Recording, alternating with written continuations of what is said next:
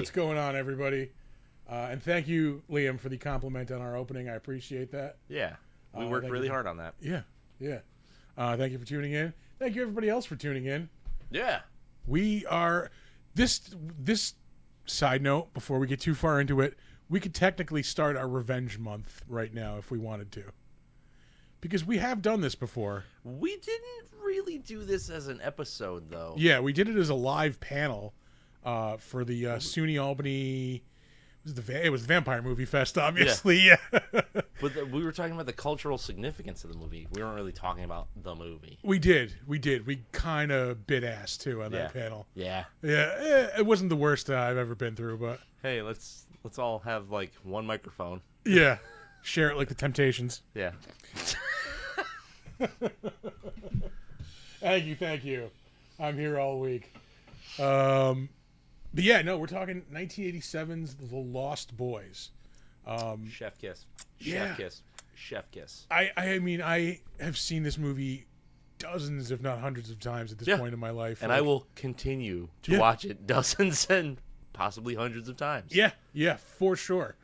Like, I know for me, this was like the movie like in high school, like if you were having people over, like, this is the movie to throw on. Like, you're having people hang out for like a party, like. That makes sense. Yeah, Makes Lost total Boys. Sense. Yeah.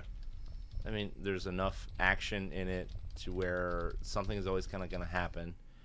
You have enough recognizable faces that if you glance over, you give a shit who's on screen. Yeah. There's comedy, but it's not Girls outlandish. want to watch it too. And it's not outlandish comedy. Yeah, you got fucking hot vampires. What are you going to do? Like, saxophone guy. Sexy sax man. yeah. Iconic at this point. Iconic. Timmy Capello is his name. Timmy Capello. I'm pretty sure I've done at least one or two conventions with him. Yeah. Over the years. He still performs that song live. I don't think At he's got much conventions. else. No, he's got a whole musical career. Does he really? Yeah, dude, he was Tina Turner's saxophone player. I honestly thought he was just sexy sax man. No, dude. He was on tour with Tina. All right. Yeah. All Probably right. laying hype, too. Because they're in the, I want to say it was the Private Dancer video. We're Tina Turner trivia hour here. I want to say it was the Private She was Dancer the Queen video. of Rock. Yeah. Yeah. She forced the director to put him in the video. All right. Because the video was just going to be her, dancing around, singing. Privately. Privately. Yeah. In private. Yeah. And so he's in the video because she demanded it. Because she's like, that's my guy. All right. So Timmy Capello has a whole career. Yeah. Hell of a singer, too. But back to the movie. Yeah, like again, like this is like Jaws for me. I just don't get tired of watching this. No. Yeah. I will never turn this movie off. I might not always turn it on. Like, I'll pass it a million times. But if it's on, I'm never turning it off. Yeah, I'm gonna watch this. Yeah. Even watching it like critically, like this is for the second time now because I do remember watching it like with a critical eye for the first time when we did it for the panel. It was so hard to watch this with a critical eye. Yeah. Oh, you know what? I should probably start the movie. Yeah, maybe. Even then, like, I still don't have many complaints. No, for real, I don't. It's entertaining. Like it's got. Ooh, pardon me. It's fun for like a vampire movie, especially like for the '80s. Like, Yeah. like 'cause when you think about horror at this time, not a lot of it is like this. '80s horror is like dirty, gritty slashers, Or cheesy. yeah. Like, this has a level of reality to it where, like, you can relate to everybody on screen. Yeah. And even like the stylistic look of it, like, again, something you don't get in a horror movie, but like today, I mean, like this is Maxine. Like it's that same like glitzy, like flashy West Coast look. Yeah. Like, it's that same type of like setting and feeling. What this also has is like vibe and just this like gnarly goth aesthetic. Like, I think you would be hard pressed to find a trad goth who doesn't love this fucking movie. And just because of like the fashion and like, look at Kiefer Sutherland here, man. Like, black trench coat, smoky eyes, spiky hair. Yeah. And look at all the guys with him. Like, it's the same thing. Like, It's not that like new wave thing. It's not hair metal. It's like everybody knows the group of like ne'er-do-wells in their town. Yeah. Like, yeah, it's just those guys. It's like, you know that these guys listen to the Cult. Like, they're smoking cigarettes like in the woods by a school at some point in their regular day. Like, Oh fuck yeah. yeah. Yeah. Oh my god. It's just so vibey, and vibe is so important to me when I'm trying to like get into a movie, because like sure, if I'm watching like a slasher or something else, like it doesn't matter. Like if you're showing me gory kills and, you know, like scary shit, I don't need like dripping with atmosphere and vibe and just like how cool this is. This movie is fucking cool. Yeah. Like Yeah. Yeah, it maintains, it's cool even almost fucking 40 years later, you know? yeah, Yeah. Yeah, it just captures that moment in time. Like, it really perfectly. does. Another thing I noticed, I don't know if we brought this up when we did the panel, but like, this really is the perfect setting for like this group of vampires. Oh yeah. Just because think about the town. There's two types of people in this town. People who are coming and going within a few days, tourists, fucking who aren't staying, who aren't permanent residents, and then you have like the blue class, like, you know, lower class, you know, blue collar workers.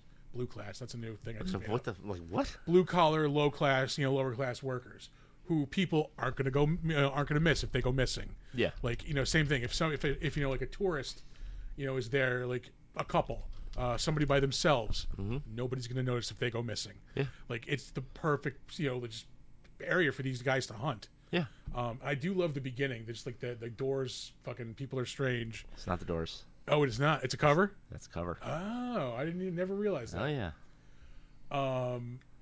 But yeah, like, you know, you have all these like people like doing fun things like riding on the rides and walking down boardwalks. Yeah. And then every now and again, missing. Yeah. Like, missing posters. Just Yep. yeah. God. Like, be prepared, because like I'm not really gonna critique this movie. I'm gonna suck this movie's dick all night long. In honor of Joel Schumacher.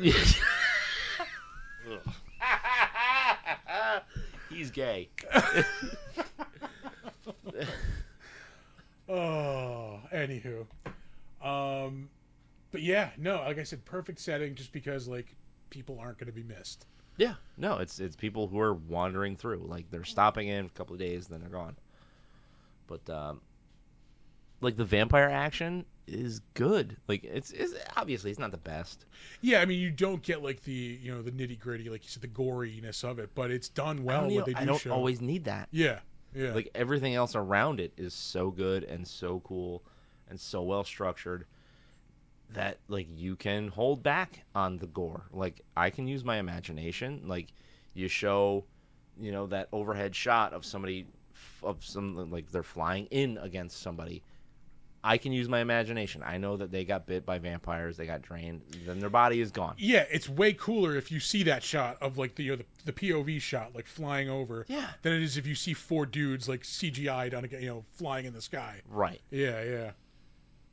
And like they use the mantra of less is more very well in this. And like all the practical effects that they wind up using, effective, they work, they look good. Like, not my favorite vampire design. Yeah. But it's your simple. It's your Buffy vampire. Like, the face is a little scrunched up and the yeah, fangs come out. But you also have to think about it. Like, this came out, what? How many years before Buffy? 7? Yeah. Yeah. So, like, how many vampires really kind of look 10, like that? Sure. Or maybe about 10. I don't remember. I was in high school, though. Yeah. Yeah. And Buffy, I think, does borrow heavy from this. Like, fuck yeah. The sunken hotel is like a significant location in like season 6, I think. Yeah. And I think it's supposed to be the same place, like as a nod to the Lost Boys. Oh, really? Yeah. Buffy the movie was 92. Okay. Yeah, I'm specifically thinking the show, which I think was like 96. Well, I don't know. I never watched it. Yeah. Maybe. Really? You never watched it? Nope. That seems 97. like it'd be up your alley. I've watched a fair amount of it, but it was never like my show. Oh, dude, I was a diehard fan when that was on. It was really? awesome, yeah. I've rewatched that a lot. No shit. Yeah. Yeah, I think for Sarah Michelle Gellar. Yeah. We all did. Yeah. But, Yeah. dude, it was the 90s. Like, who didn't? You know what actually... Okay, so this is the way my brain works. You say Sarah Michelle Gellar. My brain goes, oh, now I remember that one time that Howard Stern was talking about her, but he couldn't say her name correctly because he always said Sarah Michelle Gellar. Yeah. Yeah. And it always pissed me off. Well, no, that's actually from an interview that she did, where she was like, actually, the correct pronunciation is Galar. Oh, really? Yeah, so he was always like hearkening back to that, like riffing on that. Yeah. Why do we know this shit? Because I have listened to an ungodly number of hours of Howard Stern Yeah. since I was in about 6th grade. I used to watch the E version of the show, the entertainment. I got introduced. That's what got me hooked on Howard Stern. Was the Saturday night show on Channel 9 from Secaucus, New Jersey. Oh, Jesus Christ. So I was maybe like, that was on like 86, 87. What? Yeah. I was like 7 or 8, I think, maybe around 88 or 89, maybe. Yeah. So I was probably about 10. And like that, I just seeing it because it was like Saturday Night Live, but so fucked up, like so crazy. Weird. The one sketch I remember was it was a take on it was like a spoof of MASH, and they were all like cross dressing to try to get out of the army, and then like I just remember it ended with like they were like chopping. They had these big fake tits on, and they were chopping the tits off at the end like with the cleavers. Like yeah. And people wonder why I'm so screwed up today. Yeah. Yeah. Who's wondering? Yeah. People that don't know intimate details of his life. Yeah. And then I started listening to the radio show when it came on here Yeah. in like 1991, I think. Yeah. Yeah. That sounds about right. Yeah. So yeah, that's a lot of hours of Howard Stern. Yeah. I was addicted to watching the show. Yeah, that was an awesome show, especially like when they had, if you were a teenager and they had like, Yep. yeah. Yeah. It would be like Howard Stern and then Wild On. Yeah. I'm set I don't for the need night. to go anywhere. Yeah. Well, I'll be asleep in about 15 minutes anyway. Brooke Burke. Yeah. Who was the other one? Jules Asner. Yeah. Yeah. It was Jules Asner first, and then it was Brooke Burke. Yeah. Donna agrees. Are you a Brooke Burke man? Oh, okay. Anyway, Lost Boys. It's so good. Yeah. Like, you care about the family. Like, every character. Because they don't inundate you with 1,000 people. Yeah. It's small cast. Yeah. Small family, 4 people. It's people that you can relate to. Like, I know people like this. Like, yeah, the grandfather is kooky, but, like, he's not completely out in the fucking wilderness kooky. He's just eccentric. Buddy. Is he barking because we're not paying attention to I him? don't know. Yeah. He's just laying there barking. He's good for that. This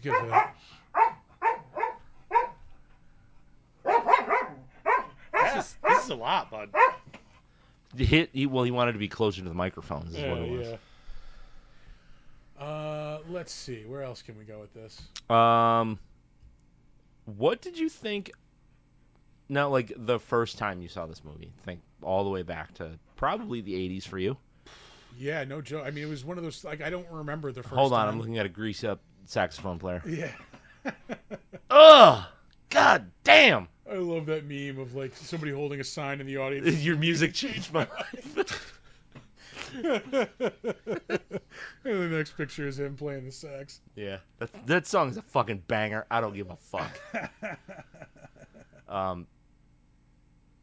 But so is Cry Little Sister. Yeah. Like this, Yeah, I mean, like, 'cause that's one of those songs that's just, like, it's all forever burned into my memory, like, associated with this movie. it's so moody. Yeah. It is so moody. See, I mean, like, this was always on, like, HBO. It was always on, like, TNT and stuff. So, like, it was just, I just don't remember the first time I ever saw it. Yeah. I think the but, first like- time I ever saw it, like, unedited, though, like, all the way through, I remember renting it from Blockbuster. This was back when I was just, like, tearing through movies. They had a special back in the day. Yeah. Like, anything that wasn't a new release was rent one, get one free. Oh yeah. So Tom and I would go, like, every day and get, like, 3 or like 4 or whatever movies. Yeah. And just watch them, come back the next day, watch, more movies. But in your early viewings, like, how did you feel about the I guess not twist, but like the ending where Max is actually the head vampire. Again, I always knew that, but I mean, Yeah. I thought it was cool that like he was secretly like the bad guy the whole time. Yeah.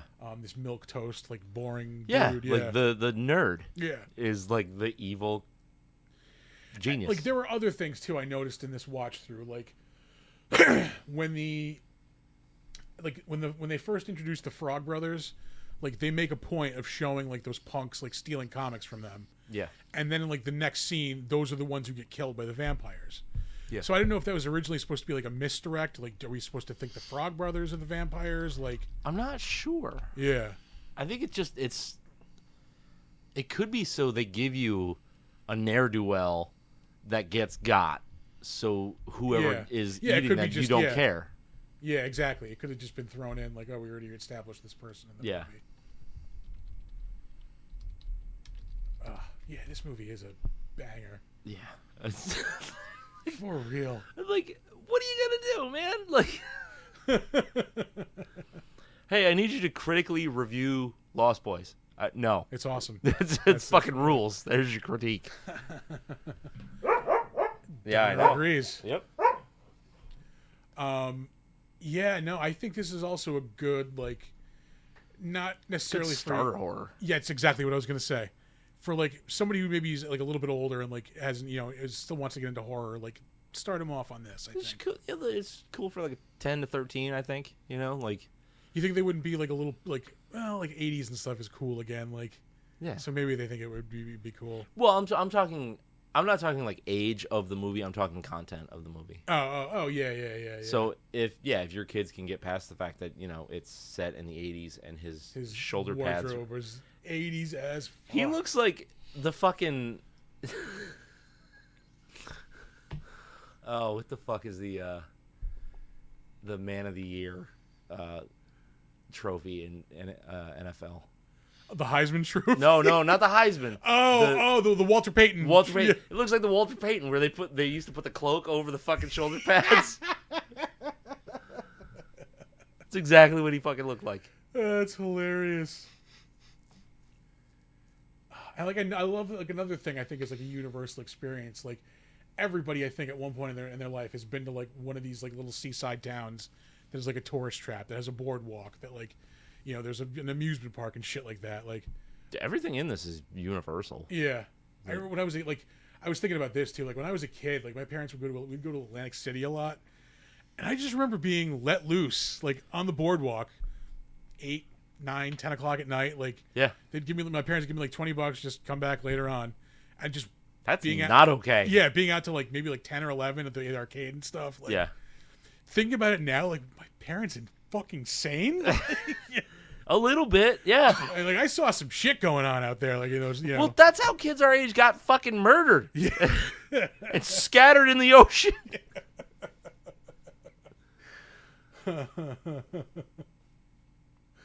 Going back to Howard Stern again, this woman was on Howard Stern a couple of times. I remember seeing her live in person in Atlantic City. Norma Stitz. No, I forget what her name was. She had no arms and no legs. She laid down face down on a stretcher and had like a harmonium, so she would like blow into it and then like play stuff like with her face like on the harmonium. Yeah. Yeah, like, and I just remember seeing her one day out on the boardwalk. Like, fucking, what the fuck is that? Yeah, no, that was again. People wonder why I'm fucked up. Yeah. You know what? There is something I noticed this viewing, that in the credits we have surf Nazis. Yeah, I don't remember surf Nazis, but Well, they're the ones on the beach. Like they're some of these guys who stole the books, yeah. and the ones that are on the beach, they're considered surf Nazis. All right. Which leads me to Trauma, where surf Nazis must die. in fact die. Yeah. Yes. The fucking Civil War coat on this kid. I never understood that. Yeah. Like, was he supposed to be like that old or No, just a fashion statement? it's just a fashion statement. Of course, it's hard to get a grip on. That's right. like- We do see his missing poster at one point. Yeah, it's hard to get a grip on like how old anybody's supposed to be, like these vampires. because I think they are supposed to be like roughly the age that they're represented here. It's a bunch of like people in their mid-20s playing like 17-year-olds, I think. Kiefer was 17. Was he really? Yeah. I did not know that. He definitely looks older than 17. It's the beard. And probably the raging drug addiction. In the Tom Waits voice. Yeah. Also, yeah, this woman like laughing her ass off at an issue of Sad Sack. Yeah. I've read those. They're not that funny. Yeah.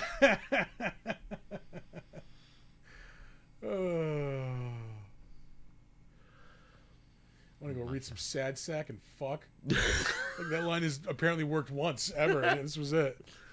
You want to read and get some Sad Sack? Oh shit, TJ's here. What's going on, man? Changed Jay his Everett, name. Frog Brother. Jesus Christ. It used to be Everett Thunder Penis. Now it's Everett Frog Brother because it's too hot for thunder. It is fucking hot out. It is. It is less murderingly hot in here now, thankfully. Yeah, I sweat out all of my moisture today. So I have to replenish it. With beer. With beer. Yeah. Ooh. I mean, I could just look on my screen and also see that there. Was any Daily Strip funny aside from The Far Side? Ooh. Calvin and Hobbes was good. I liked Zitz, to be completely Oh, honest. yeah, Zitz that was good. That Um, was good. Who didn't love Kathy? Me. Everybody. Yeah. Or a good family circus. Ugh. Every now and then, Family Circus would get you. I fucking hated that shit. Let's see. I was a big fan of Pickles. Is that what it was? Which It was was like that? just the old couple. Oh, It was okay. like started in the 90s. Yeah, I do remember that one. Yeah, that one was good. I never really got too much into Calvin and Hobbes. Oh, when It I was just a kid, wasn't my those thing, were I guess. Awesome. Because you'd be able to get those, like, the collected books from, like, the Scholastic, like, I was book more of a fair Garfield things. kid when it came to those. I had a couple of those, but Calvin and Hobbes was the shit. Yeah. Dilbert sucked, but this is just because I didn't work in an office, so And I because didn't the- understand it. Creator's a fucking lunatic, but Yeah, I did watch the show though. The Dilbert cartoon was pretty funny. I do remember that. I don't know if I ever watched it, though. Yeah, I used to read the funny strips. I feel like I'm 90 years old. Yeah, The comic strips a Yep. lot. yeah. I would always look for them in Sunday's paper because there were more and they were in color. Yeah. Anyway. My God, we're old. Yeah. For real. Jesus Christ. Back to The Lost Boys. I mean, we've been talking about this for almost half an hour now. Yeah, but it's fine. Yeah. Do you want to throw down some ratings? I think we could throw down some ratings. I'll go first on this one. This is Okay. this is a classic, man. This is again, I can watch this anytime. Do I want to go as high as a 9? Just so you know, I'm in the neighborhood. Yeah. I think I'm going to go conservatively on this one and go an 8.5. It's exactly where I was landing. Yeah? Yeah. All right. Because like It is tempting to go to that 9, though, because this is a really good movie. It is. I mean, if you really want to get like nitpicky, like some of the acting is not great. You know, the Coreys were not like the Coreys yet. They were a little stiff, and then the other Frog brother was just like wallpaper. They could have given a little more personality to the other vampires. Yeah, I could have used a little bit more on the but Frog Brothers. They just seemed like, you know, henches. Yeah, I don't necessarily need more on the vampires. I think I know everything I need to know about them. Like, I just would have liked a little more like interaction with them. Yeah. Like, Yeah, that I could I don't see. need like their backstory, but like give me more of their personality. I yeah, think. yeah, more of them kind of doing stuff. But I don't give a shit. Like how kind of dry they are. Star makes up for it. But yeah, I'm at 8.5 all day, like minimum. Yeah, that's respectable. You wanna do some trivia? Was made by the last line. TJ said, "Yeah, that is an awesome last line." One thing about living in Santa Carla. Oh, yeah. All the damn vampires. Yep. Yeah, let's do some trivia. All right.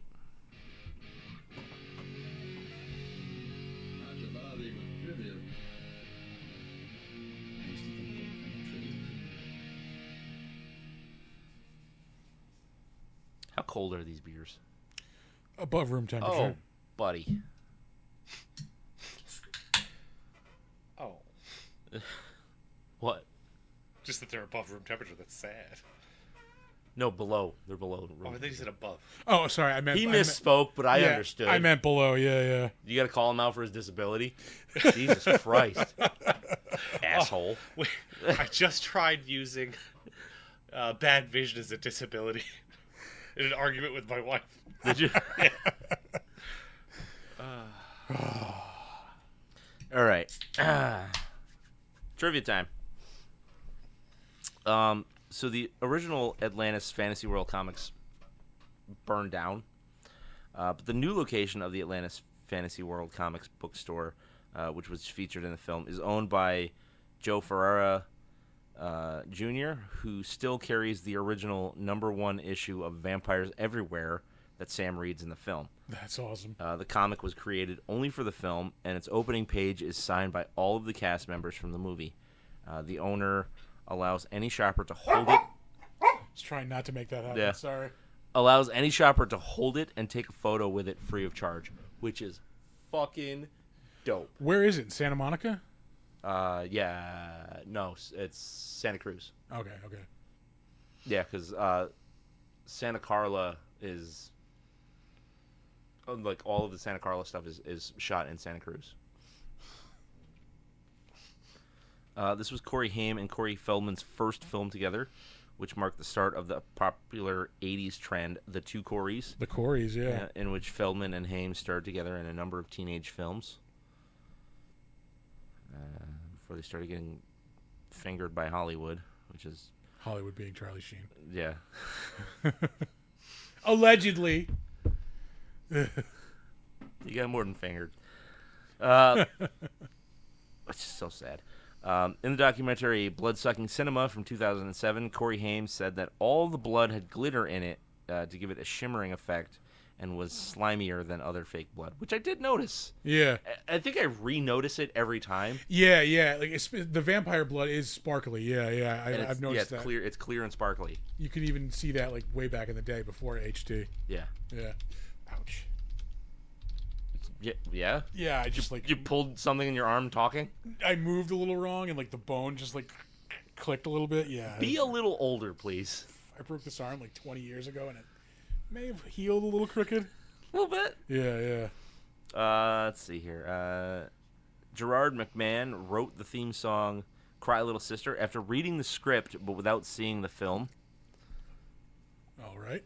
which he nailed the tone. Yeah. Corey Feldman almost wasn't in the movie. At the time, Corey struggled with drug abuse at a young age and showed up to work coming down from a cocaine binge. Director Joel Schumacher was very upset that Corey kept dozing off and was unable to continue filming, so he fired him, but hired him back the next day after Corey apologized and swore to come back prepared. From then on, He always seemed like the more together Corey. Kind of wasn't. he was not. Neither Yeah. one of them was together. But yeah, by comparison, I think like Corey Feldman, like He got it together. yeah, Corey yeah. Haim never got it together. Yeah. Which, like, do you remember when he was like whacked on drugs and selling his teeth online? Like I remember this was because I remember Tom taped this and we would laugh and watch it and laugh. But like it was an interview he did with like like sometime in the 90s. Yeah. And they were asking him like, so what's it like working in Canada, like around, in the wintertime? And he's just like, Toronto, below zero, like just mumbling incoherently. Like, Yeah. And like, now you think about it, like, oh, that's kind of sad. Like, Yeah. Yeah. Yeah. No, like he was literally like, he had dental work done, and he kept his like teeth, like he had his wisdom teeth pulled, or like molars pulled, or something like that. And he was trying to sell them online for drug money. Yeah. Hollywood. It's great, right? Yeah. My wife got hit up by Amanda Bynes for money once. It's legitimately Amanda Bynes, too. Jesus Yeah. Christ. I mean, she's fucked up too. Yeah. As much as fun as it is to poke fun and joke at these like god awful celebrities, like Yeah. Downer. Well, again, we just love digging out of these comedy holes. That's a Twilight joke. Yeah. Tit soak. What? This is the skin of a killer. Oh, that I knew. Yeah. Yeah. What's tit soak? This is the skin of.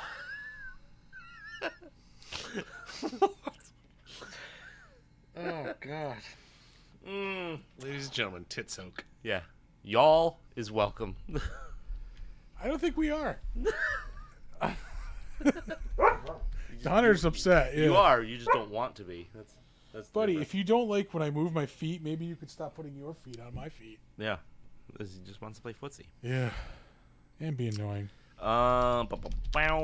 In the cave of the Lost Boys, you can see a poster of Jim Morrison, who recorded the original version of People Are Strange with the Doors.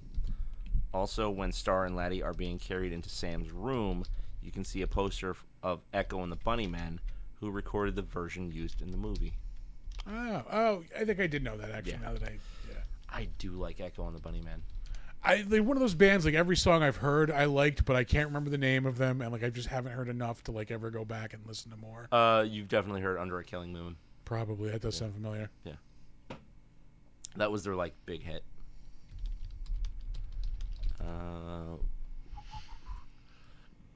Executive producer Richard Donner originally intended to direct the movie himself. Ooh, excuse me. But as production languished, he moved on to Lethal Weapon and eventually hired Joel Schumacher for the job. Oh, man, Richard Donner is another, like, he's just awesome. Yeah. Like, I can't think of a bad movie that he did. Yeah, it's like, throw me some duds, like serious fucking duds. Yeah, I don't think it's possible. Yeah. Fred Gwynne was considered for the part of Max. And I love Fred Gwynne. He was too old for that. Yeah, don't like him for Max. No. Yeah, definitely. For a second, I thought you meant the grandfather. I don't even like him for the grandfather. But yeah, I could see him for the grandfather. but I like what's his name better. Oh yeah, he's got that like, he's snappy. Yeah, he's got that like sarcasticness. He's got the Bernard Hughes. That's his name. Yeah. Bernard Hughes. And you could see him being like a dirty old man. I can't see Fred Gwynne being a dirty old man. Yeah, He's although I too could see fucking him, wholesome. I could see him pulling off the "Let's go to town" bit. Like, Yeah, all Yeah. right, that's it. That's as close as I like to get to town. yeah, yeah. Like the cheeky things like that. Yeah. Yes. But like putting on Windex to go see the fucking Widow Hansen or whatever the fuck. her name Yeah, is. he wouldn't be able to pull that off. Yeah. But yeah, definitely not Max either. Guess we both got lucky last night. What is your stuff for? The Mr. Johnson? There's a very important question in chat. Are you Team Edward or Team Jacob? I'm team. I don't give a fuck about those movies. You know way more than anyone else here. No, sir, I don't like it.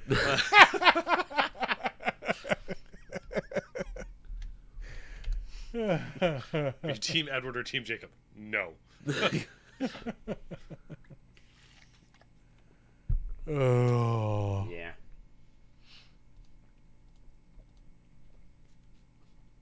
All right. According to director Joel Schumacher. Joel Schumacher, MTV music videos educated the whole new generation to surreal images and non sequitur storytelling. A lot of things we did in this movie would have seemed too odd to people before MTV, and that gave us a lot of license to play with things. So the effects of Michael's transition from human to half vampire plays out as if he'd taken something or had a rather rowdy night out with the boys instead of a transformation into one of the children of the night. Oh, god damn it.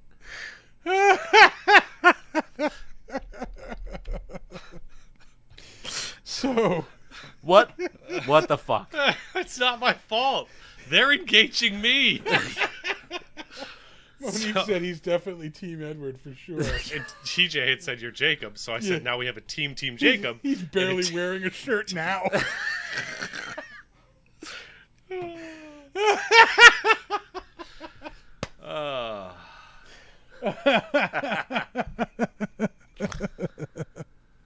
Don't make me get my tits out. Are they in for a tit soak? Tit soak. Yeah.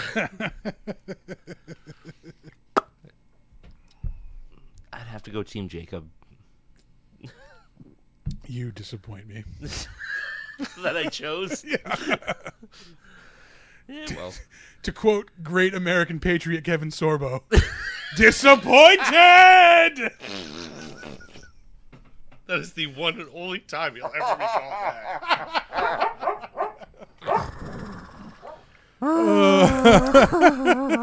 that. I hate all of this. Is it possible to hate everything? Because I think I hate everything. Oh, Jesus Christ. We've got one more trivia fact. The movie didn't originally end on a joke. After the scene with Grandpa at the refrigerator, it was supposed to cut to the surviving Lost Boys regrouping in the sunken hotel. The last shot was of a mural on the wall made in the early 1900s with Max in it, looking exactly the same as he did today. And all of this appeared in an early draft of the script, but ultimately was never filmed. Yeah, who survived? I don't know. They might have written it for some of them to survive. I want to... Was that mural thing, like, in a deleted scene, maybe? Because I want to say I've seen that. It sounds really familiar. Anyway, we're going to move on to the better known as. Yeah. There we are. We have an annoying dog keeping me from getting as close to the table as I would like. We are going to start off with director Joel Schumacher. Did we do him before for anything? I don't think we did. No, because I'm not sure. I don't think he's done any other like horror movies. We're about to find out. Yeah. Well, I mean, technically he did Phantom of the Opera. That was 2004. I don't know if you want to qualify that. Oh as horror. shit! I didn't know he did 8mm. He did do 8mm. That movie fucking rocks. Yeah, I do. That is an unsettling movie. Yeah, really is. Also featuring Nick Cage. We're going to be talking about an unsettling movie featuring Nick Cage. Yeah. When we wrap up here, we will. So stick around. Yeah, we'll be joined by Bridget and Brooks, possibly Brooks from Fighting with Friends. Yeah. Bridget said she's definitely in. Anyway, Joel Schumacher. The last thing he ever directed was 2 episodes of House of Cards, featuring Kevin Spacey. You remember when he went fucking crazy? Kevin Spacey? Yeah. So like, yeah, he's still going crazy. Well, sir. Yeah. I mean, like when he went crazy. Yeah. Because like all those sexual abuse allegations came out, and then he was doing like character videos of his House of Cards character. Yeah. Like, what the fuck, dog? As like responses to like real life allegations. Yeah. That was pretty fucking crazy. He directed the number 23 with Jim Carrey, which I heard is fucking terrible. Dude, has a 6.4 on here. If I can guess the ending by the trailer, you didn't do a good job. There we go. He directed Phone Booth with Colin Farrell, who is in fact stuck in a phone booth for the movie. He also directed Bad Company with Anthony Hopkins and Chris Rock. That was both 2002. He directed the video Letting the Cable Sleep for Bush. That was 1999. Do you think anybody gave a shit about Bush in 1999? Yeah, that's when they were huge. They were huge in like 96. They were still like. When did 16 Stone come out? Because nobody gave a fuck after that. 94. I'm gonna say within 5 years they were still like. I thought Bush went out in the 80s. No. Oh. I give myself my own little low clap. Yeah. Bush and Bush Light.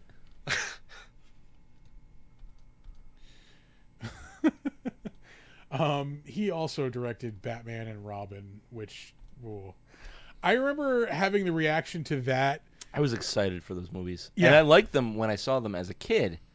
And then I saw them as an adult and went, these are fucking terrible. Yeah, no, I remember the reaction I had to that was the same reaction I had while watching The Phantom Menace 2 years later.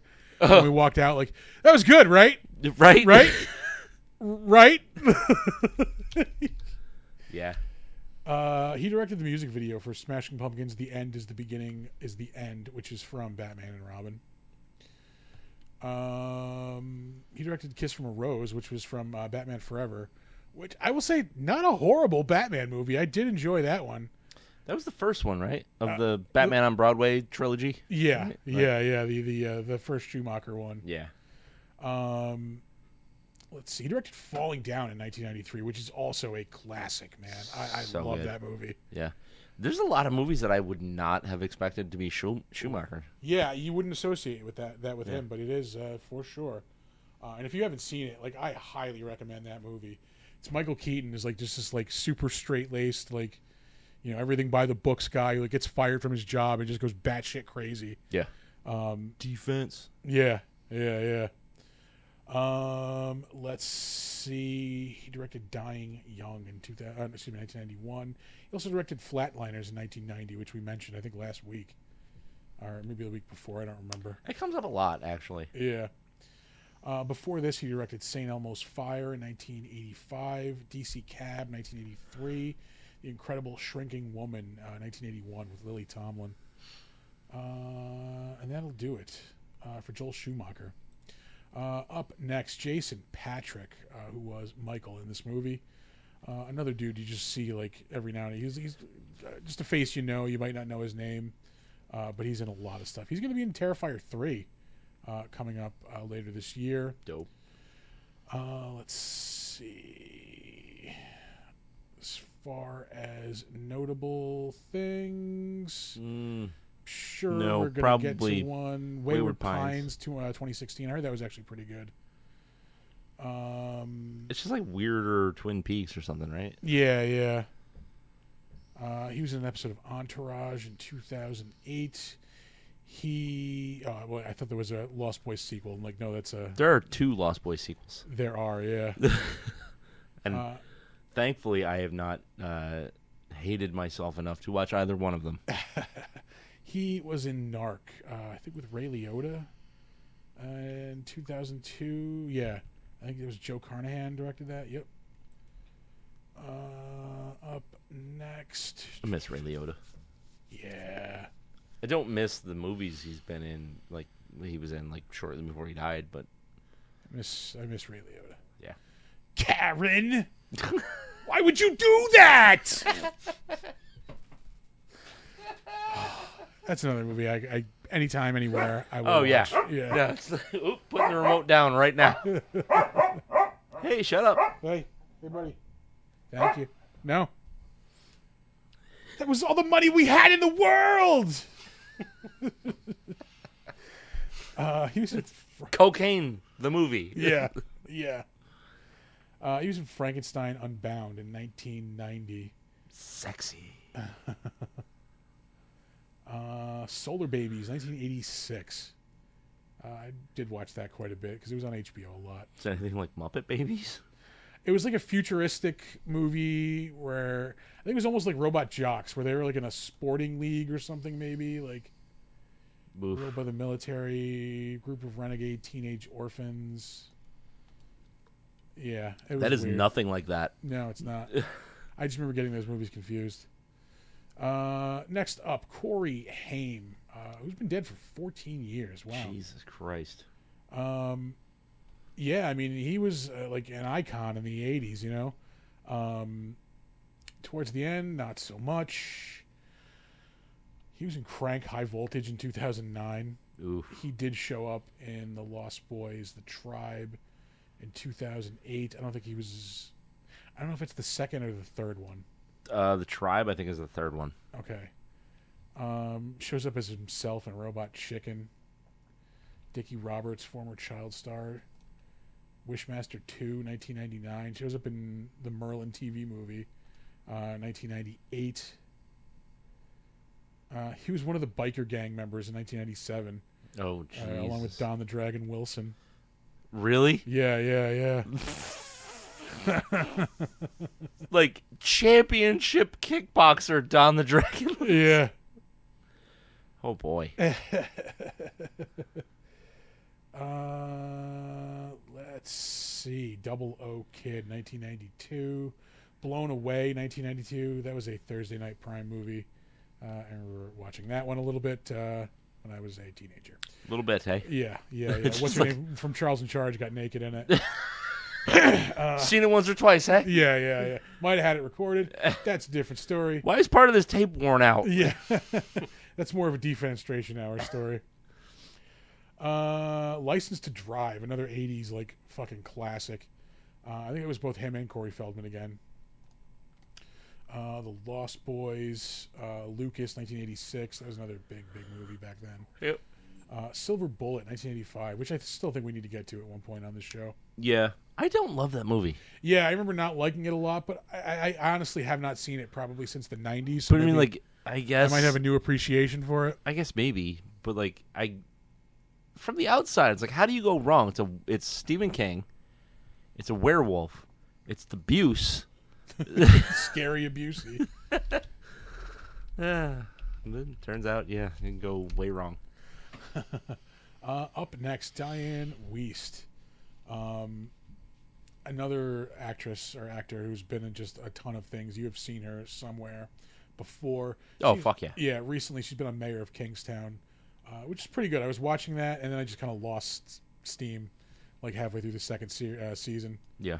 It was good, though. I'll give it a thumbs up. She was on the Blacklist for an episode. She has been in some like classics, though. Synecdoche, New York. That's a Charlie Kaufman movie, I believe. She shows up. Nope, again, not one of the sequels, just a documentary. She was in 48 episodes of the original Flavor Law and Order from 2000 to 2002. Oh shit. Also shows up in 2 episodes of Special Victims Unit. She was in I Am Sam in 2001. If we learned one thing You- from Tropic Thunder, You never go full. Sean Penn, I Am Sam. No Oscar. She was also Law and Order Criminal Intent. Let's see. 10th Kingdom, that was dope. Okay. Practical Magic, 1998. The Birdcage, 1996. Wow. That's right. She was Gene Hackman's wife, right? Yeah. That is a really good movie. That's so good. Yeah. Fussy. Madonna. She's in Bullets Over Broadway, which I've never seen, but I heard is really, really good. Oh, don't skip The Scout. Oh, yeah, The Scout, 1994. That's the Baseball one movie. with Come on, you can do Albert it. Brooks and what's his name? Come on. Brendan Fraser. There you go. Yeah. Yeah. Cops and Robertsons with Chevy Chase.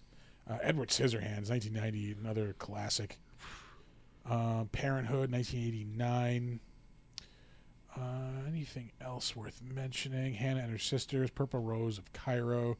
She may have worked with Woody Allen a couple of times. She is in Footloose in 1984. And that's really all the stuff worth mentioning. Whoops, that was not somebody we wanted to delete. Timeout. Oh, boy. Oh, what a douche. I can also bring it up for you. No, I got it. It's just a quick Control Shift T.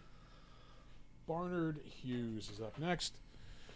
There are so many people in this IMDb. Yeah, I was trying to cut it down, but there's a lot of notable people. We can skip over, like, gloss over some of them. He played the grandfather in this, like, who was just awesome in this. His character name is just Grandpa. Yeah. Or Dad. Yeah. As far as some of the other things, he was in The Odd Couple 2 in 1998. Homicide, Life on the Street. He was in 52 episodes. Did you say homicide? Homicide. What? Homicide? No. Homicide? There you go. Sorry. Anyway.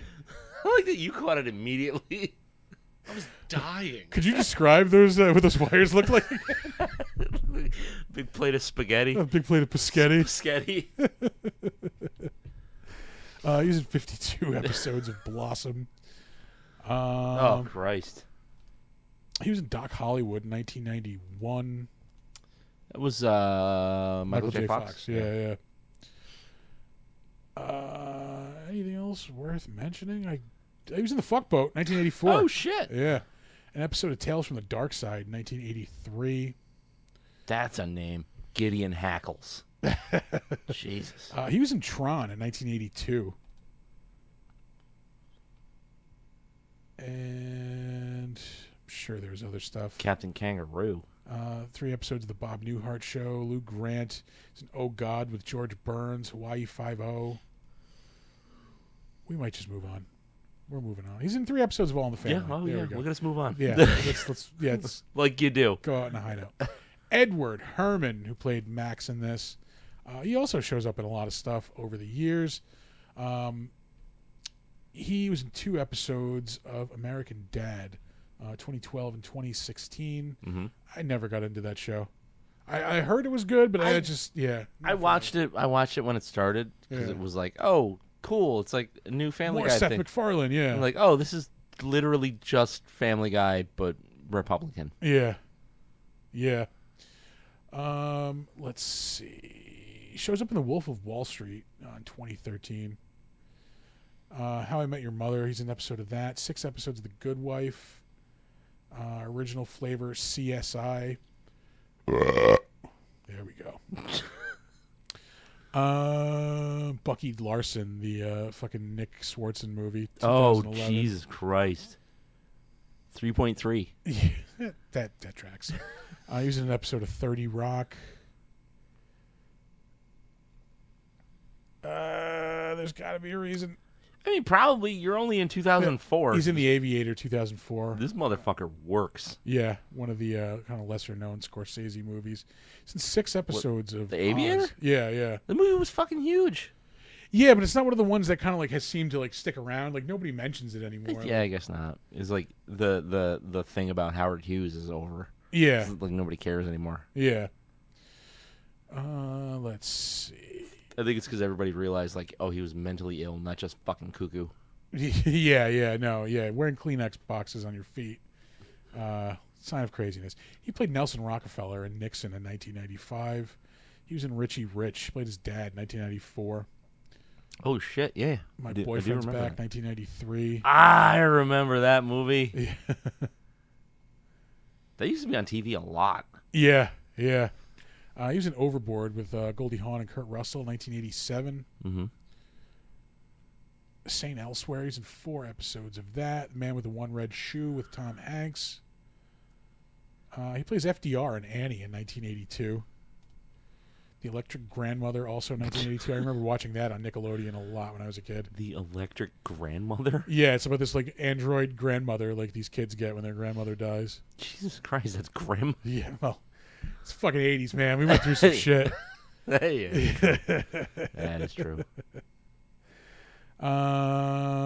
He's in the 1974 version of The Great Gatsby. Is that the one with Robert Redford? Yeah. And Mia Farrow. We watched that in high school. Oh, really? Yeah. And we're going to move on from there. Up next, we have Kiefer Sutherland, another American icon who just lost his father. Yeah. We've lost a lot of motherfuckers recently. Yeah. Bernard Hughes was in Cold Turkey, another classic. I'd never seen that. Yeah, I don't know it. Yeah. Anyway, back to Kiefer Sutherland. He's probably most well known for being Jack Bauer on 195 episodes of 24. Doc motherfucking Holiday. Oh, yeah. Was he Doc Holliday in that? Young Guns, yeah. I didn't realize he was supposed to be Doc Holliday. I just knew his name was Doc. Yeah.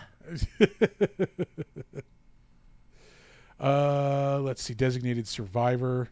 He was another series he was in. A lot of dad TV. Metal Gear Solid 5. Oh. What's that? TJ said Kiefer most recently starred as Paul Bearer number 3.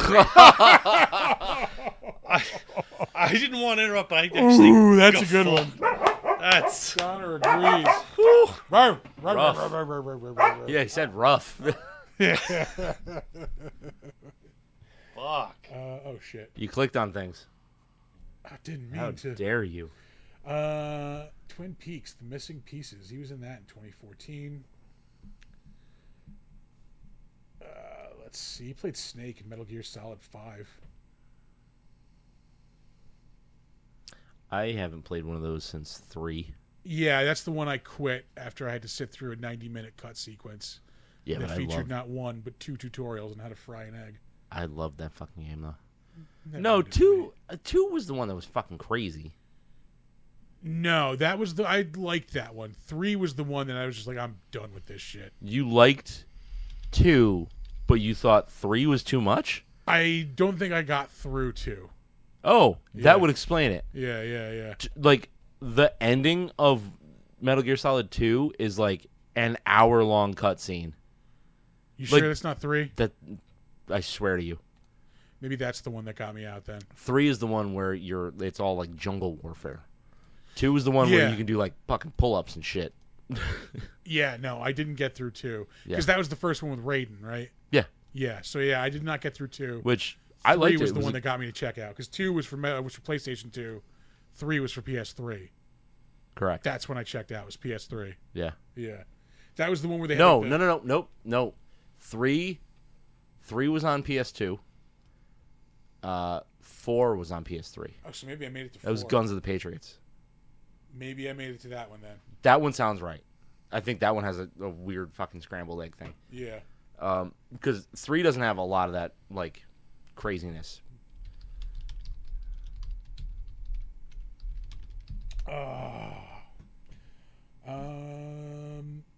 He's done a lot of video game voice work. Call of Duty, 2 different games for that. Whoa! What am I This going over? up, please. This is for all my fucking mega nerds out there. He played Raceland in the Dragonlance cartoon. All right, Dragons of Autumn Twilight. Yeah. that's D&D shit, like hardcore. All right. Yeah. Looks like we do have Brooks and Bridget for the long legs talk. The dissertation. Yeah. I feel like I know one of us really loves that movie. And I don't think it's me or you. No. Yeah. Nope. One of us saw it twice. Yeah. Again, not you or I. No. She's like, it's much better on a second viewing. And I was like, second viewing?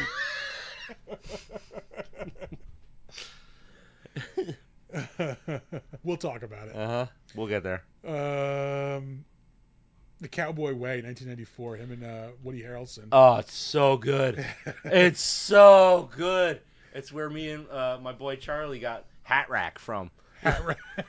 Play, you go back to that apartment and play Hat Rack. So you take a fucking cowboy hat, put it on your boner.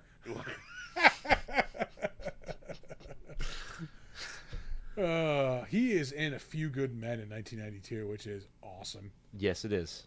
He's in Twin Peaks Firewalk with Me, 1992. Flatliners, of course. Yeah, Doc Scurlock. There we go. Yeah. It's 1990. it's fucking Doc Holland. Get the fuck out of here. Yeah, he played Doc in both of the Young Guns movie. I saw a thing today. They're working on Young Guns 3. They're all in their fucking 60s. Yeah, there's not a young bit about them. Yeah. Yeah, there's something about that. Like somebody's holding up the process. I don't know if I want a Young Guns 3. I don't. Yeah. Like 2 was, and that was still like it was good, Yeah. but like you're pushing it. I do enjoy both of those movies. You know who's probably not holding up the process though is Lou Diamond Phillips, because that guy probably needs a paycheck. I just saw he was at some comic show recently. He did not look like Lou Diamond Phillips. No, I have so many La Bamba questions for him if I ever get to work with him. I was gonna say, does he look like Richie Valens now? It's always about Richie. Richie Valens now. Jamie Gertz is apparently the richest actor in Hollywood at the moment. She is worth What? billions of dollars. Why? I don't know. That's actually a good question. We should look that up. Where did you get that information? It's something. It's like one of those trivia facts I keep seeing like again and again. I don't want to drive the keyboard out again. Can you look that up? Yep. Yeah, thank you. Beyond the Screen, investments in sports team ownership. Oh, there you go. Her and her husband's investments in business ventures. Yeah, she is like ridiculously rich. Good for her. Yeah. Must be great to be hot and rich. Yeah, for real. I'll never be either. Exactly. Well, actually, I'm pretty fucking hot right now. Steaming right now. She's still in things every now and again. Last thing she was in, I Want You Back in 2022. A couple of projects in the 2010s. She showed up in This Is Us for an episode. Modern Family 2011. She was in 5 episodes of Entourage in the late early 2000s.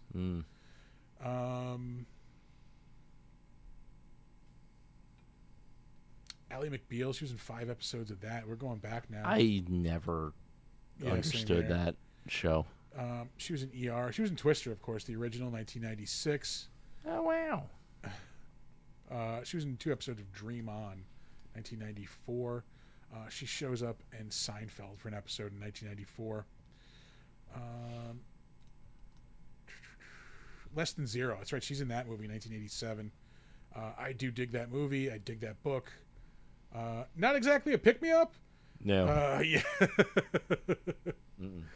But I do dig me some Bret Easton Ellis. She's in 16 Candles, 1984. Shows up in 4 episodes of The Facts of Life, 1 episode of Family Ties, Different Strokes. She's in 20 episodes of Square Pegs in 82 and 83.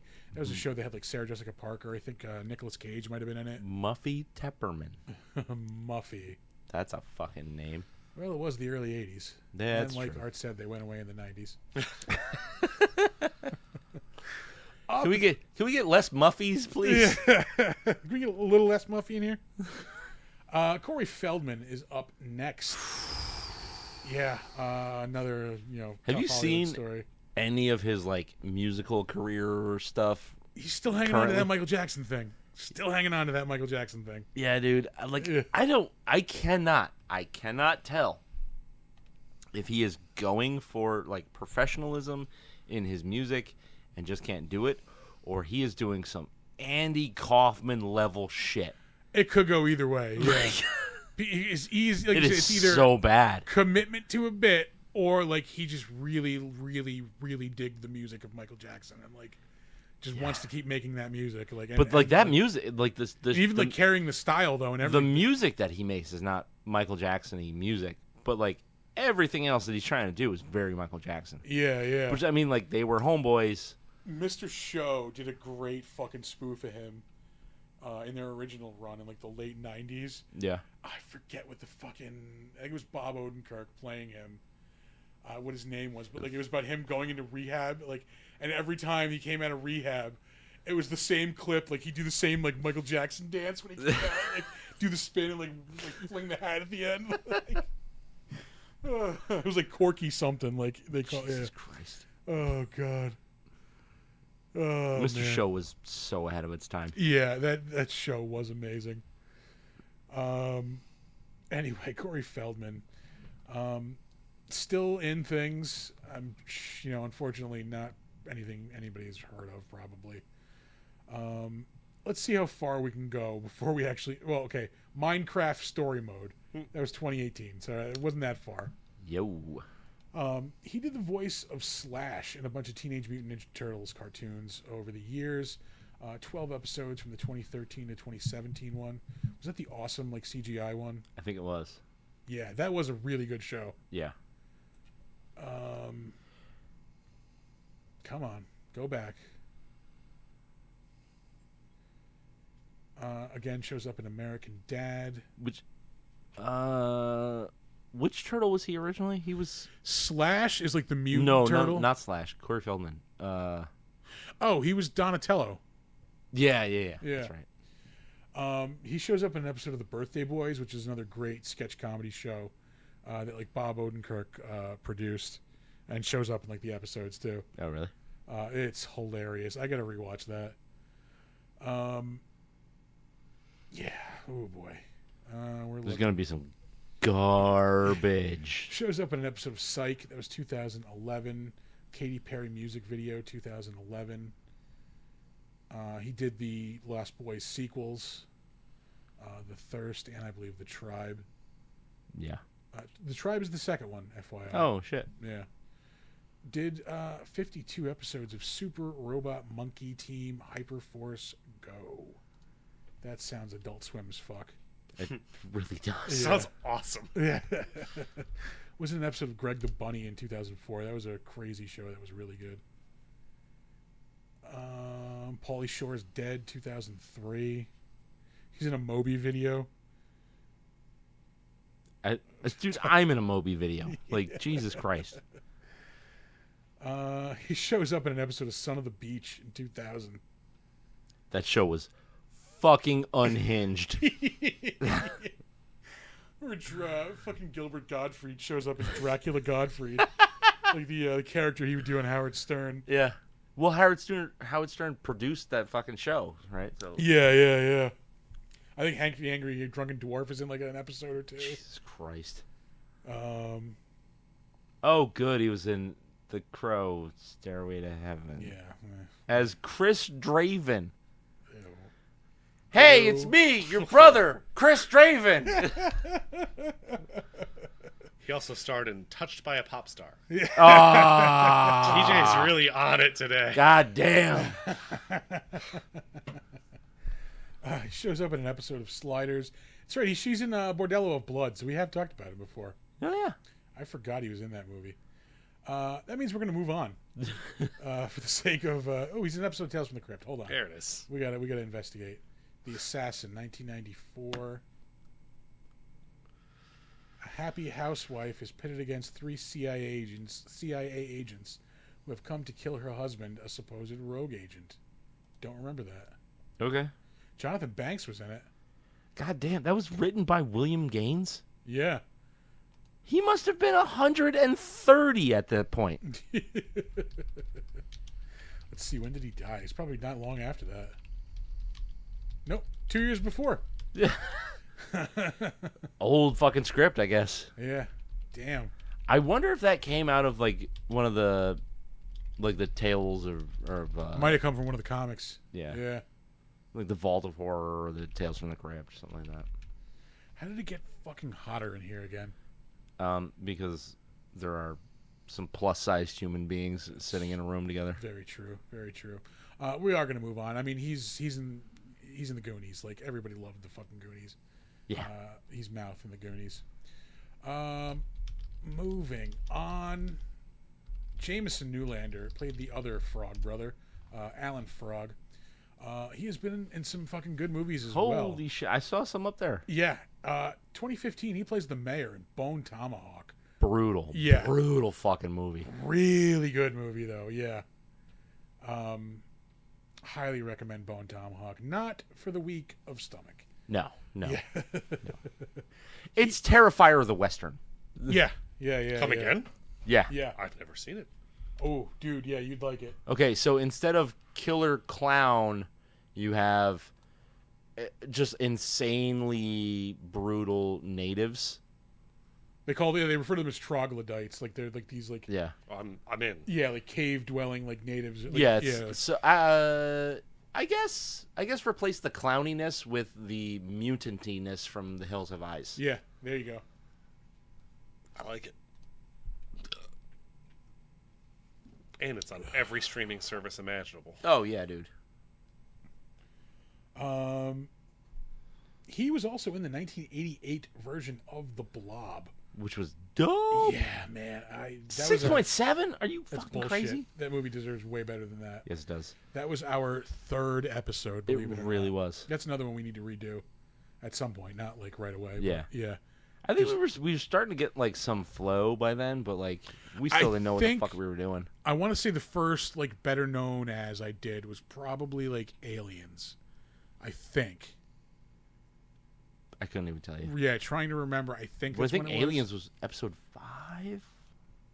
I don't know if it was like 5 or 8. I can never remember which Yeah. one. Yeah. It's in the first 10. Yeah, for sure.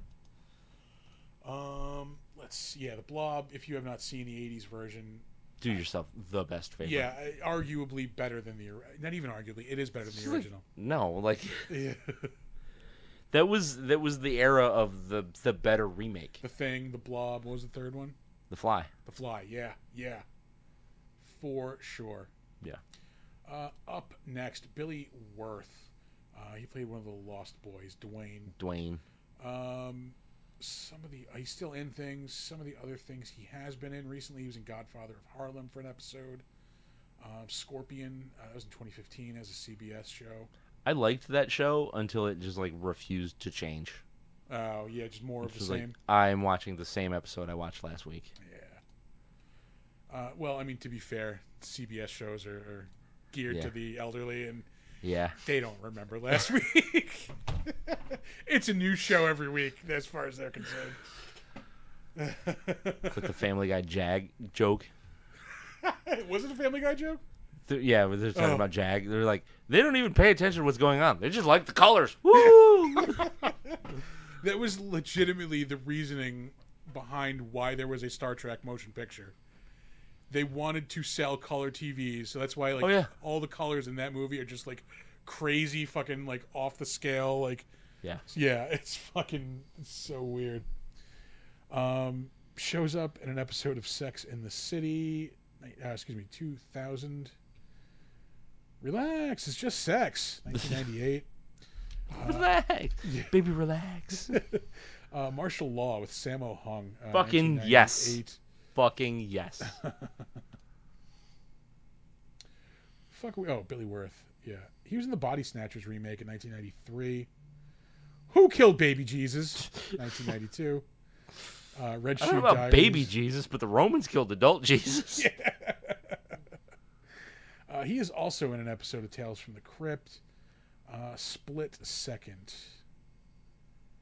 A beautiful waitress marries the owner of a lumber camp and then quickly starts to realize that he is not what she really wants. That episode is so good. I don't remember it. Okay, so she marries the Brian James, I'm going to assume. Yeah. All right. And she winds up falling in love or lust, realistically, with the new hot hunky lumberjack. Okay. And he is like stud, refuses to use a chainsaw, cuts everything down with fucking hands, like with an axe, because he's so smoking hot. And so they wind up fucking, and he, Brian James' character, like winds up like blinding that lumberjack somehow. All right. So all the other guys in the lumberjack crew take her and Brian James and put them inside logs and then teach the new guy how to use a chainsaw because he's blind. All right. Yeah. I think I do remember that. Yeah. Let's see. Anything else worth mentioning? Red Shoe Diaries. A steamy Showtime series. Mm. Nothing in Common with Jackie Gleason and Tom Hanks. That was 1987. His first role was in The Equalizer on CBS, 1985. Good God. Up next, Alex Winter, who we have talked about before. We have. He was in Freaked. Not that long ago. Yeah, actually, you'd be surprised. That was probably almost 40 episodes ago, probably. Fuck you. Yeah. Like, really? Maybe even more. I want to say it was in the 120s. It might have been like early 100s. Oof. Yeah. That doesn't feel good. Destroy All Neighbors was fucking dope, though. Yeah, he was most recently in Destroy All Neighbors. He plays Vlad, like the crazy, like all made up, like trollish looking neighbor. That was a really enjoyable movie. Yeah. That had fun horror movie. That had the feel and the like ha-has of Freaked. Yeah. Like it felt like a continuation of that. Yeah, like that same kind of like goofiness. He directed a movie about Frank Zappa in 2020. I watched that. I think I've said this before. I don't get Frank Zappa. Totally fine. Yeah. Yep. I respect him as I read one of those Cliff Nesteroff books, and he talks about like the PMRC trials and stuff like that. Yeah. And like, yeah, I respect him for all that. He was fucking amazing during that. But yeah, I never got his music, unfortunately. Which, I mean, it's very avant-garde. Like his early stuff was more kind of generic pop music. Yeah. But then the later he got into his career, the less he was interested in conformity and mainstream, so he just went wild. So, like, very reminiscent of Tom Waits. So, like, if you're into, like, the crazy shit that Tom Waits does now, Yeah. then, like, maybe you could go back with a different ear for Zappa, but Yeah. it's very, like, kooky and like, not funny, but, like, he did have comedic songs, like Yeah. Yellow Snow and all that kind of shit, but, like, the dude was a consummate professional, like, genius musician. Yeah. And of course, I mean, Alex Winter is, of course, known for being Bill S. Preston, Esquire, Yes. from Bill and Ted's Excellent Adventures. I did not really enjoy that latest movie. Is It that wasn't right? bad, It but just, like, yeah, it's didn't all right. it didn't have the that Yeah. I needed. Chance Michael Corbett, who played Laddie in this movie. I mentioned him because I believe we talked about him before. He was in Pumpkinhead, Oh yeah. 1988. He's also in The Rocketeer in 1991, Yes. which is a really, really awesome movie. So dope. Yeah. Up next, we brought that up for a different reason. Bill Baker is our last entry in Better Known As. Yep. This dude's we saved him for one specific reason, but he has been in a ton of shit over the years. Yeah. This was actually his last role, 1987, The Lost Boys. Before that, he's in Summer School. Which rules. Yeah, 1987. Before that, he is in not one, not two, not three, 4 episodes of Murder, She Wrote! There it is. Also shows up in 2 episodes of Highway to Heaven. L.A. Law, he shows up in an episode of Magnum P.I. He's in Armed and Dangerous with John Candy and Eugene Levy. Shows up in 3 episodes of Family Ties. I miss John Candy so much. Yeah. That was when he died, like, oh. That would was hurt. really That fucking hurt. Yeah. Simon and Simon, 2 episodes of that. He shows up in an episode of Amazing Stories. He's in the movie Weird Science. He's in Pee-wee's Big Adventure. The Man with One Red Shoe with Tom Hanks. He's in Back to the Future.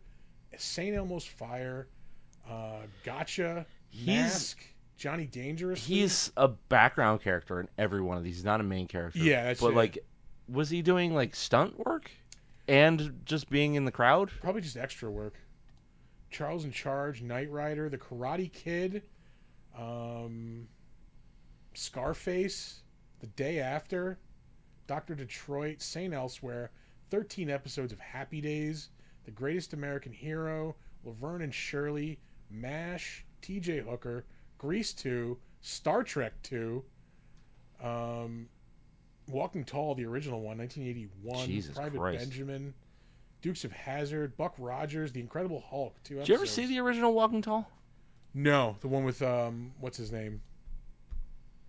Joe Don Baker.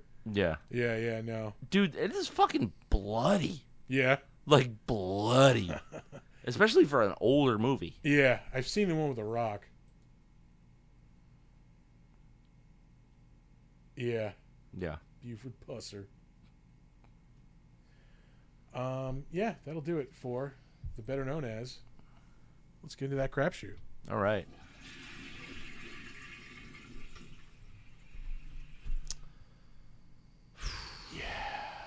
We're not going to talk about that thing. No, we're gonna do our long legs review in a little while. Yeah. I watched other stuff though. I feel like You either did or... I started watching Sugar on Apple TV. Yeah. It's like a detective show with Colin Farrell. It's pretty good. I'm on episode 3. I do like Colin Farrell. Yeah. He's really good at it. He's like this detective. It's like your classic, like kind of like 50s style detective type of thing. Okay. There's a twist coming. I know there's a twist coming. My uncle told me he's like it seems like a detective show. He's like it's a sci-fi show. You'll see why. Okay. So I know that's coming. So far it's just like a straight like detective show. Yeah. I'm really digging that though. I feel like I watched more movies though aside from the one we saw. It's been a busy ass week. I did not. I watched season 3 of The Bear. What'd you think? I like it. I do recognize that it's not as good as the other two, but I still liked it. I enjoyed it. The first half, maybe even almost 3/4 of the season, spends way too much time in the kitchen. Yeah. Because it's repetitive. It doesn't really cover much ground. Like, it all takes place within, like, a couple of days. Yeah. Kind of, like, after the end of season 2. Yeah. So, like, I don't know. I felt like a little bit, like, kind of robbed on that front. Yeah. They didn't spend a lot of time expanding the characters. They're showing you, like, certain key elements of characters' past, which is good, and I like it, and we need it. Yeah, like, I liked the first episode where we get, like, the backstory on Carmy, like, all of the things that kind of brought him to where he is. Yeah. There's a reason I opened this. No, I can't remember. I don't know. So I did like that. Like, I thought that was a good way to start out. Yeah, there wasn't, like, it was almost all Carmy the whole season. Yeah, and, like, it just didn't, like, I don't know, I wanted more of everybody else. Like, Marcus, like, we barely checked in with Marcus. Yeah. Like, I don't know, I just wanted a little, like, for like, the weight on this show, like, I feel like we didn't get much this whole season was, like, kind of like place setting, or, like, kind of like waiting for the next season. Yeah, it's like everything that they expanded on was stuff that I didn't really care about. Like, I don't need John Cena as a fac. I did like that, though. It was fun. I will haunt you. Yeah. This is a haunt. It's got to be a haunt. But, like, they were like, oh, we got John Cena. We're gonna get our money. That could have been anybody, though. Yeah. Like, they could have gotten anybody to play that part. I really liked the funeral for the restaurant. Yeah. That was a really good whole thing was really, really good. Where he finally confronts what's his name, Joel. I can't remember his name. Oh, Jesus! But it's the chef who fucked with him. Like, yeah. Yeah. But he gets nothing out of it. Yeah, he's like, I don't remember you. Like, I don't think of you ever. Like, yeah. Yeah. He's like, I made you excellent. Yeah. So you're welcome. And then he walks away to take a piss. Yeah. You are a cold motherfucker. I wanted more Richie for sure, though. Like, the little. I always want more Richie. I love when they're fighting and he's wheeling in the pinata. Like, no fucking surprise. Yes, fucking surprise. Don't fuck with the Dreamweave. I love that. Richie is the best character on the whole fucking show. Yeah. Not only is he the funniest, but I give a shit the most like, about emotionally, Richie. He's the most, like, resonating character on the show. Yeah. Like, he's the realest. I think that also frustrated me that we didn't get an episode like the one, like, Forks last year. The one that was all about him just, like, growing more. Like, fucking... Yeah. So, yeah, I don't know. I missed that. But, like, some of the... Like, the thing with Fack and the broth... Oh, Jesus Christ! I've poured the broth in front of you. He just turns around. This is a broth from Chef Carmine's brain. He made it. I'll pour it in front of you now. He just picks it up and walks. So, like, yeah, like, that's the stuff I want more of. Like, I don't know. I don't know, because I love the drama and all of the stuff that they're doing in the show. Like, I love it. Yeah. But when that comedy hits. It hits hard, dude. And it's hard for me to be like, this is not a comedy show. It's a drama with comedy in it. Yeah, yeah. Yes, fucking surprise. Fuck with the Dreamweave. You spending how much money on fucking squirt guns? Oh, yeah, that was Wish Tuesday. Yeah.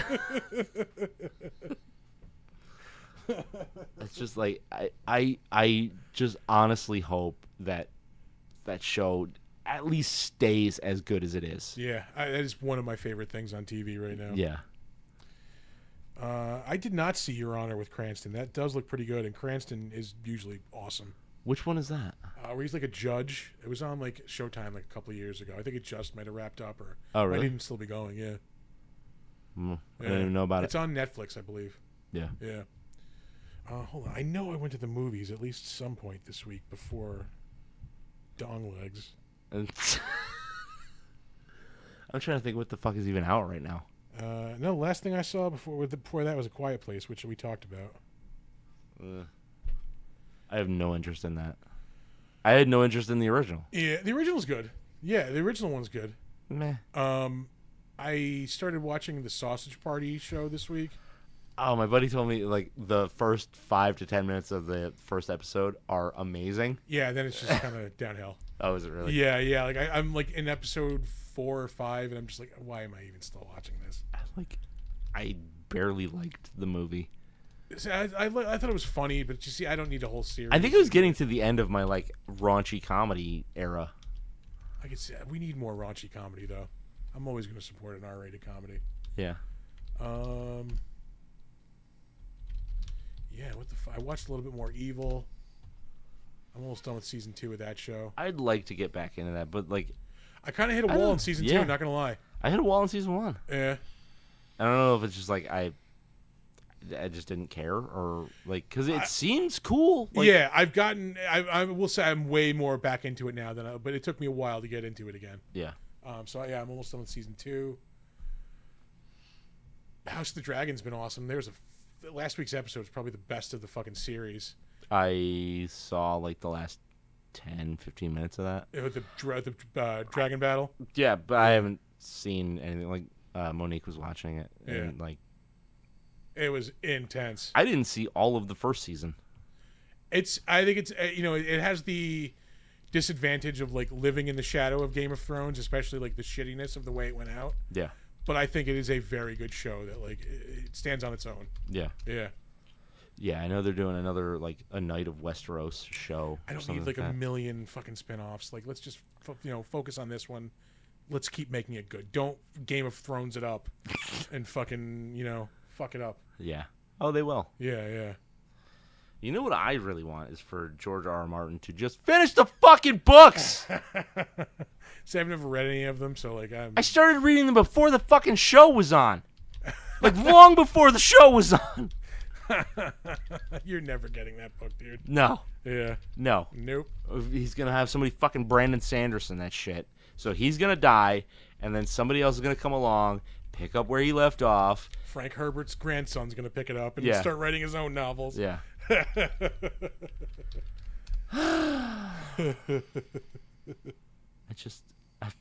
It's been 84 years. Dude, the last book came out in fucking Jesus Christ, 2011? That's probably about right. Before the show. Yeah. Ugh. Gross. Arthur, when did A Dance with Dragons come out? Oh, God.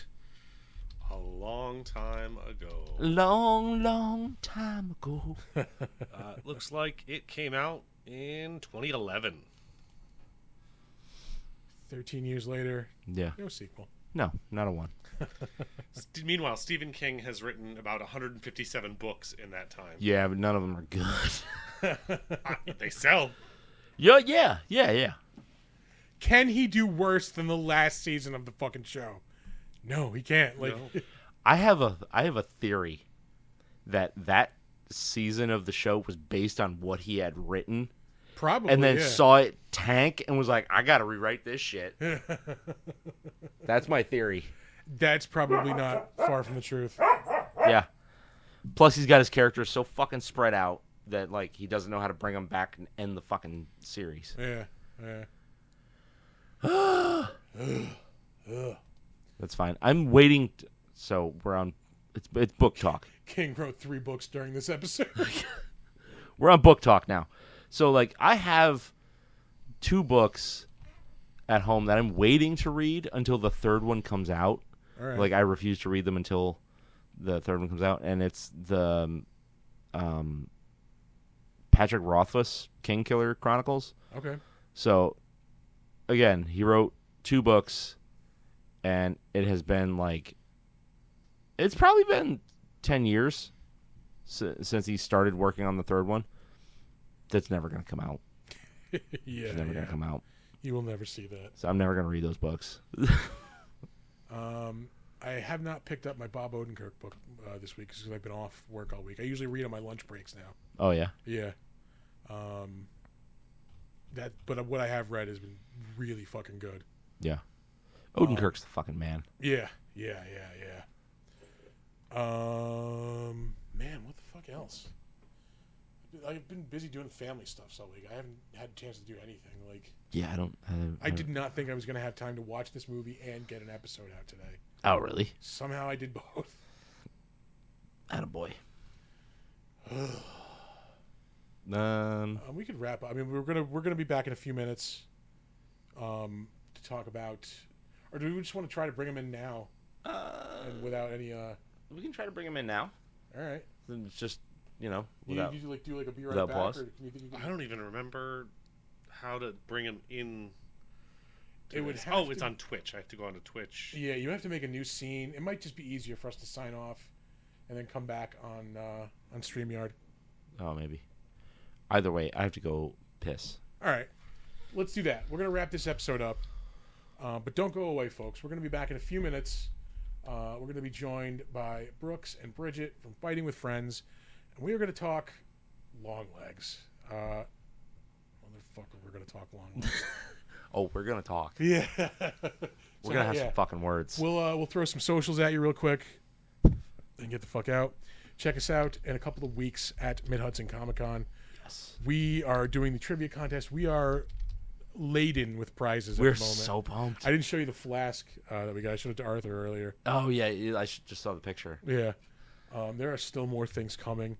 Maybe the week before we'll do like a layout on the table of all the prizes, like show you what you could win. Yeah. It's That's dope. Yeah, it's gonna be awesome. So yeah, come to Mid Hudson Comic Con. We will be there. Jay Everett Thunder Penis actually is not going to be there. He had a He's double booked that weekend. double booked, Yeah. yeah. But we will be there. And we're going to be hosting the trivia contest. That's at 5 o'clock on Saturday. It's going to be wild, folks. We will not be sober. No.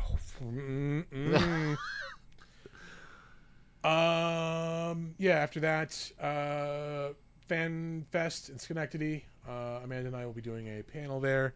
After that, Tampa Bay Comic-Con, Tampa Bay, Florida, August 23rd through the 25th. I'll be doing some hosting. As soon as I know what I'm doing, I'll let everybody know.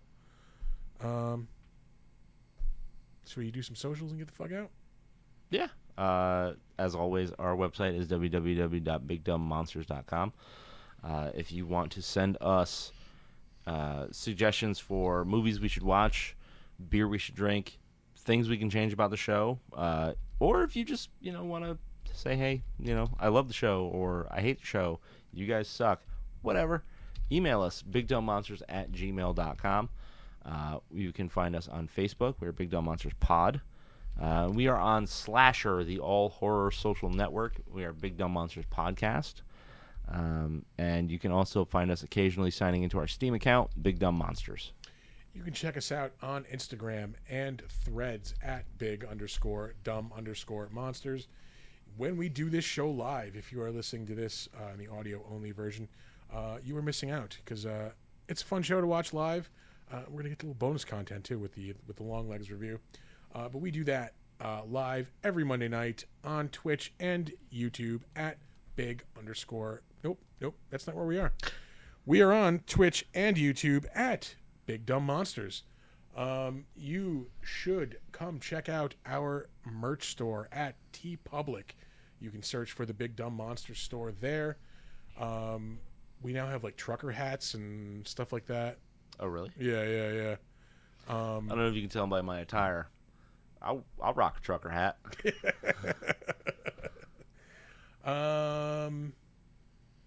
Join our Discord. We have a Discord. Yeah. Yeah, come check it out. Art's Arthur is Art's keeping keeping it alive, yeah. single-handedly. Trying. Yeah. He's on life support. But you can come check us out there. Now, some words of wisdom. Don't let ghoulies eat your ass. And never sleep in a deathbed. Stick around. We'll be right back.